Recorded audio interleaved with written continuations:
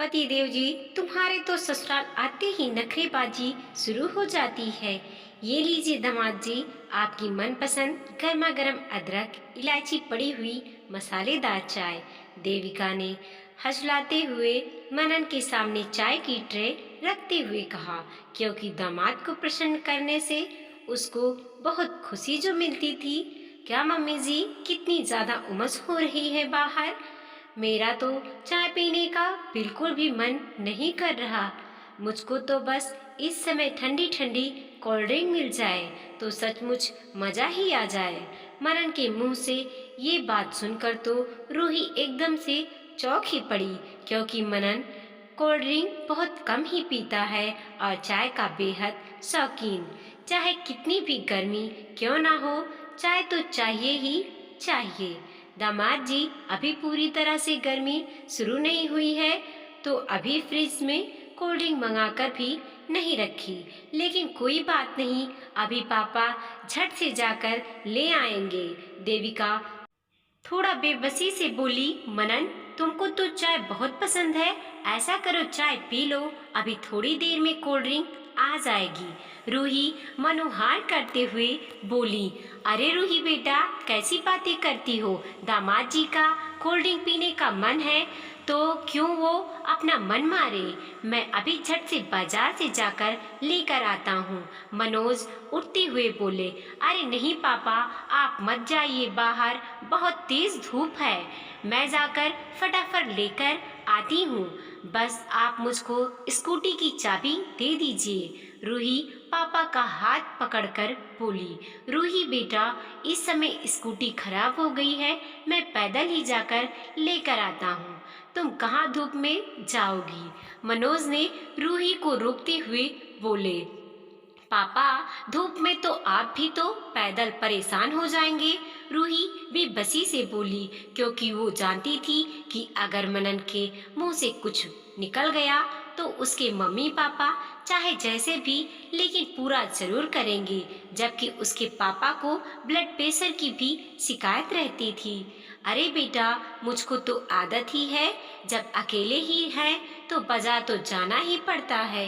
इतना कहकर मनोज बाहर निकल गए, लेकिन मनन के मुंह से एक भी शब्द नहीं निकला कि पापा आप रहने दीजिए। और थोड़ी देर बाद मनोज पसीने से तरबतर कोल्ड ड्रिंक लेकर आ ही गए और देविका ने मनन को ग्लास में कोल्ड ड्रिंक डालकर दे दी। रूही को तो बहुत ज्यादा खराब लगा कि हमेशा ही मनन उसके मम्मी पापा को परेशान करता रहता है, हर बात को लेकर नखरे दिखाना।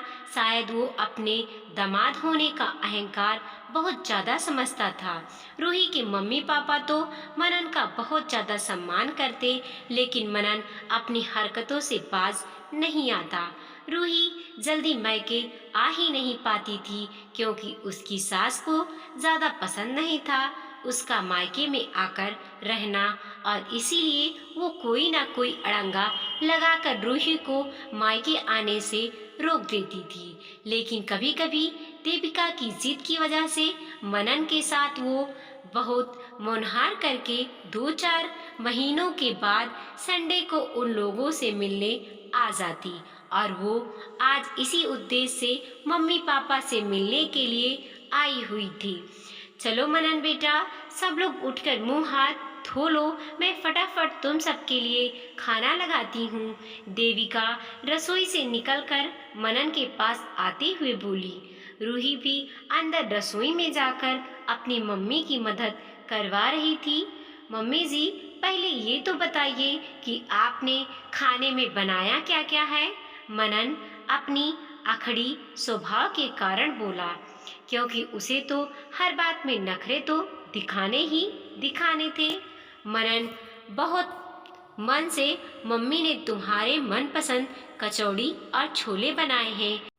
देविका से पहले ही रूही मनन की बात सुनकर रसोई से निकलकर जवाब देते हुए बोली, हे भगवान, कचौड़ी छोले, इतनी गर्मी में कचौड़ी छोले कौन खाता है। मम्मी जी, बनाने से पहले एक बार मुझसे पूछ तो लेती। मनन चिढ़ते हुए बोला। मनन, तुमको तो मम्मी के हाथ के कचौड़ी छोले बहुत ज्यादा पसंद है, फिर क्यों? रूही शब्दों में रोष लाकर बोली। लेकिन आज तो मेरा दाल चावल खाने का मन कर रहा है। खैर, जो बना है वही खा लूंगा। मनन ने एक तरफ से एहसान जताते हुए कहा। अरे नहीं दामाद जी, अभी मैं फटाफट दाल चावल बना देती हूँ। आखिर देर ही कितनी लगेगी दाल चावल बनाने में? देविका ने बात को संभालते हुए कहा। नहीं मम्मी, अब कुछ भी नहीं बनेगा। जो बना है वही खाया जाएगा। रूही को सचमुच अपने पति के व्यवहार पर बहुत ज्यादा गुस्सा आ रहा था। हमेशा ही जब भी मनन रूही के मायके आता ऐसी ही बातें करता। मनोज और देविका की उम्र भी अब ढल रही थी। रूही का भाई दीपांश नौकरी के कारण सपरिवार बाहर रहता था, इसीलिए सारा काम मनोज और देविका को ही संभालना पड़ता था। मनन वैसे थे तो बहुत अच्छे, लेकिन उसको ससुराल आते ही पता नहीं कौन सा कीड़ा काट लेता था, या दामाद पने का अहंकार आ जाता कि वो अपने नखरे शुरू कर देता। जबकि घर पर वो जो भी जैसा भी होता आराम से खा पी लेता, कभी कुछ नहीं कहता।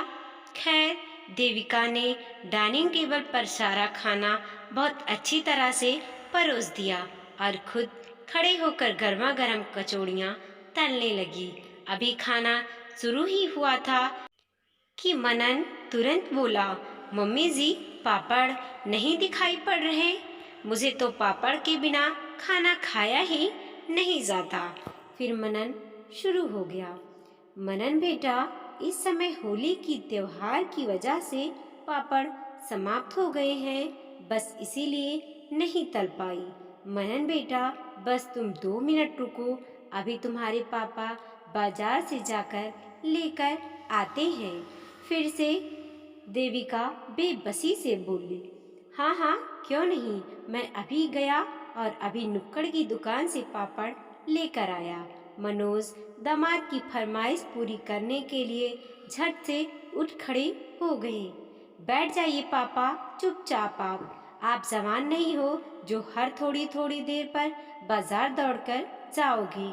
और मनन तुम, बस अब बहुत हो गया तुम्हारा नाटक। लेकिन अब नहीं, तुम जब भी मेरे मायके आते हो तुम्हारी नखरेबाजी शुरू हो जाती है। घर पर तो कभी जल्दी कोल्ड ड्रिंक नहीं पीते, घर पर तो दाल चावल के नाम पर चिढ़ जाते हो। और ऐसा भी नहीं है कि बिना पापड़ के खाना नहीं खाते।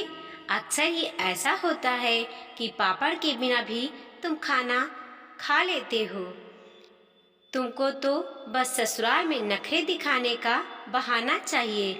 मैं तो घर पर किसी चीज के लिए मुंह नहीं खोलती। मम्मी जी जो कुछ भी खाने पीने के लिए कहती हैं तो मन ना होते हुए भी चुपचाप खा पी लेती हूँ। लेकिन तुम अपना दामादपना दिखाने से बिल्कुल भी बाज नहीं आते। आगे से मैं अकेली ही मम्मी पापा से मिलने आ जाया करूँगी। कोई ज़रूरत नहीं तुमको मेरे साथ आने की, क्योंकि मैं यहाँ आकर अपने मम्मी पापा को सुख देने की बजाय दुखी नहीं करना चाहती। पता नहीं किस रोह में रूही इतना सब कुछ बोलती चली गई। अरे रूही बेटा, जरा सी बात पर क्यों इतना परेशान हो रही हो? ये दामाद जी का ससुराल है, उनका जो मन कर रहा है वो खाने पीने दो। देविका और मनोज एक साथ बोले। मम्मी पापा, एक बात बताइए, ससुराल तो मेरा भी वहाँ पर है, तो मैं भी तो बहू बनकर नखरेबाजी दिखाऊं तो कैसा लगेगा मनन को? ये कहते कहते रूही का चेहरा एकदम से तमतमा सा गया। मम्मी जी, पापा जी, रूही बिल्कुल सही कह रही है, लेकिन मैंने हमेशा ही पापा को भी मेरे नाना मामा के घर ऐसा ही व्यवहार करते हुए देखा। शायद ये उन्हीं संस्कारों की देन है, लेकिन आज से मैं प्रतिज्ञा लेता हूँ कि यहाँ पर भी आकर बिल्कुल वैसे ही रहूँगा जैसा घर पर रहता हूँ। मनन अपने व्यवहार पर पश्चाताप करते हुए बोला। थैंक यू मनन, मेरी बात का सम्मान करने के लिए और मेरी मम्मी पापा को परेशान ना करने के लिए। रूही ने बहुत खुश होकर मनन को मम्मी पापा के सामने ही गले लगा लिया, लेकिन अगले ही पल वो झेप भी गई जब उसको एहसास हुआ कि उसके मम्मी पापा सामने बैठे हैं और वो मुस्कुराकर मनन से अलग हो गई और थोड़ी ही देर में सब लोग हंसते मुस्कुराते हुए कचौड़ी और छोले का आनंद उठा रहे थे। दोस्तों, क्या लड़कों का ससुराल जाकर इस तरह का व्यवहार करना उचित है? हालांकि समय ने बहुत परिवर्तन कर दिया है। आज लड़के ससुराल में बिल्कुल घर की तरह रहते हैं, लेकिन अभी भी कहीं कहीं इस बात का अपवाद देखने को मिल जाता है। वीडियो को लाइक कीजिए, कमेंट कीजिए और अपने दोस्तों के साथ ज़रूर शेयर कीजिए। चैनल पे नए हैं तो प्लीज़ सब्सक्राइब कीजिए और देखते रहिए मोटिवेशनल स्टोरी।